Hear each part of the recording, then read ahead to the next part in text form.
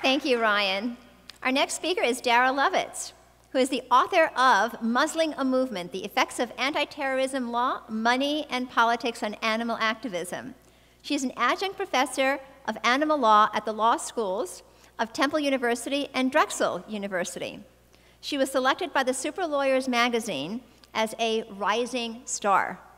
She earned her bachelor's magna cum laude from the University of Pennsylvania and her law degree from Temple University Beasley School of Law, at which she was the recipient of both the Law Faculty Scholarship and the Barrister Award. She was selected by her classmates to be the class speaker at Temple's graduation ceremony. Dara has offered pro bono legal services to various animal rights causes, including serving as special prosecutor in an animal cruelty case against an egg production facility in Lancaster County, Pennsylvania. She is the president of Peace Advocacy Network, an organization that promotes veganism, social justice, and respect for the Earth's resources.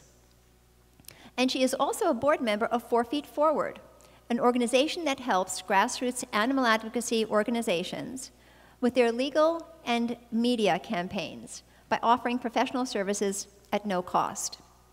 Dara has written many other pieces on the topic of eco-terror laws, including the Law Journal article, Animal Lovers and Tree Huggers Are the New Cold-Blooded Criminals?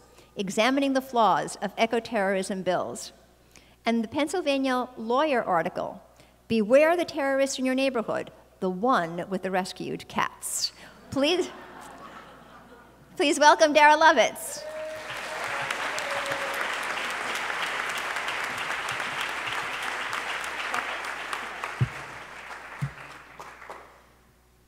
Thank you. I've generally written and talked about the government's efforts to silence the animal rights movement.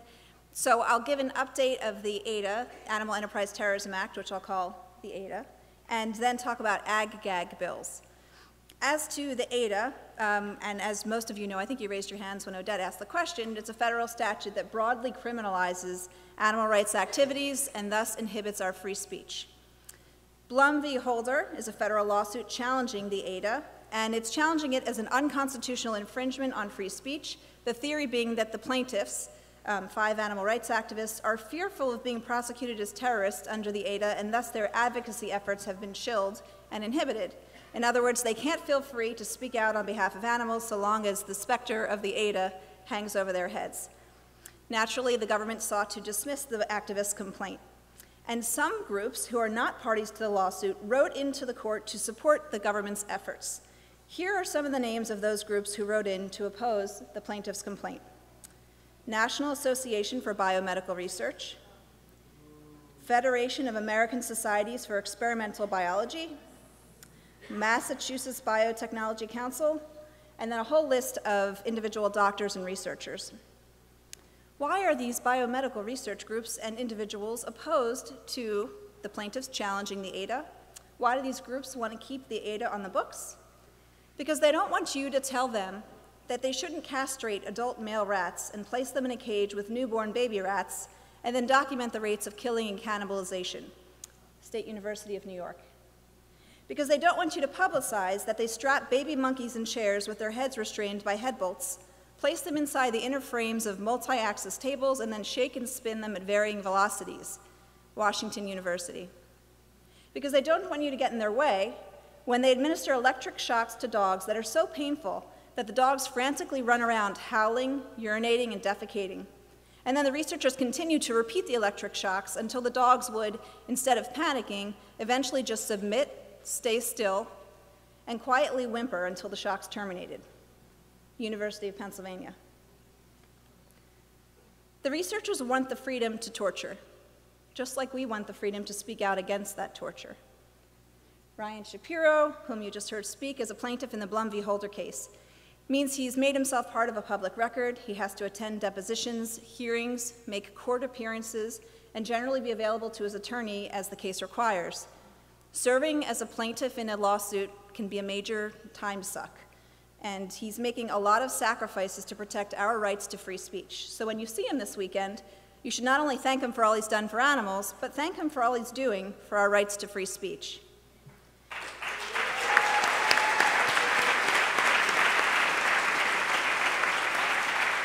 The subtitle to this presentation is The Ryan Shapiro Show, by the way.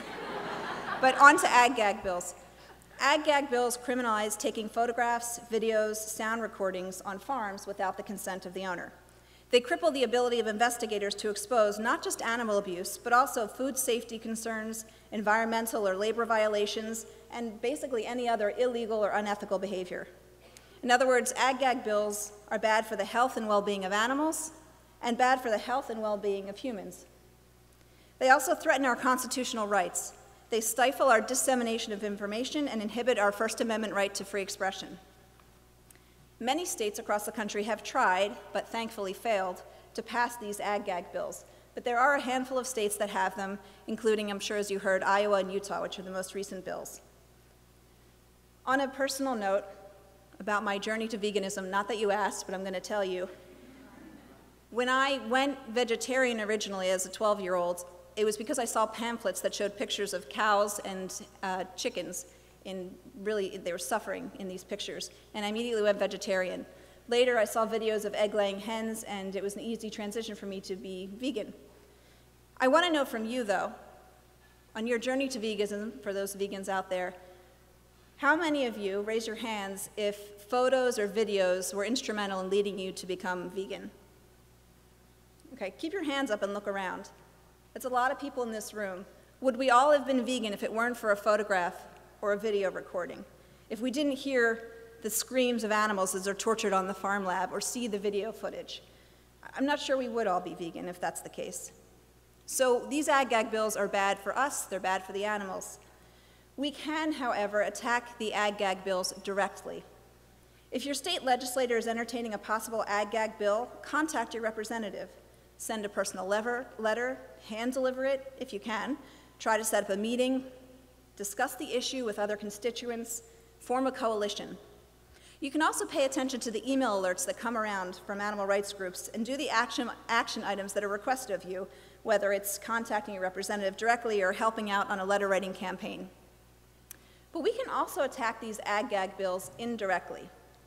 There are so many videos out there. There's Farm to Fridge, Earthlings, Peaceable Kingdom. There are so many videos.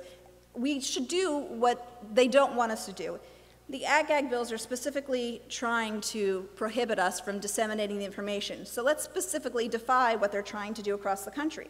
They want to deny the public the right to view what takes place behind those walls. So we counteract those efforts. Show those videos. Show them on Facebook. Better yet, send a personal email to your friends and your family. Tell them to watch the video because this is what makes you tick. This is what's important to you. Or you can host a screening at your home or in a community center. Make some popcorn, bake some vegan cookies, incentivize people to come and show the videos. Share the images. I urge you to think about these and other ways that you can combat the harmful effects of these ag-gag bills. When I was talking about the ADA earlier, I asked you to thank Ryan for his efforts to protect our freedom of speech. But that expression of gratitude should go to my other co-panelists as well, Odette, Heidi, and Will. They are all working tirelessly.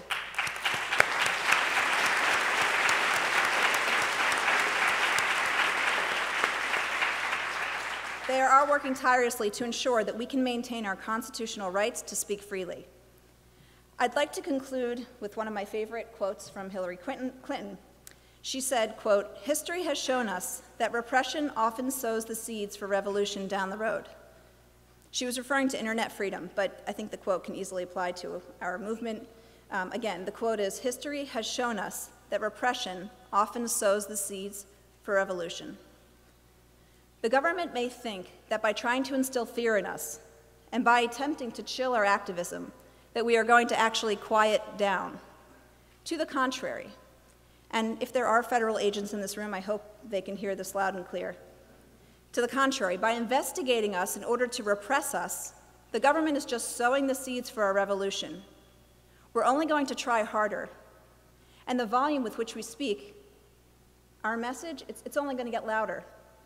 The government may continue to try to repress, and we'll have no choice but to continue to revolt.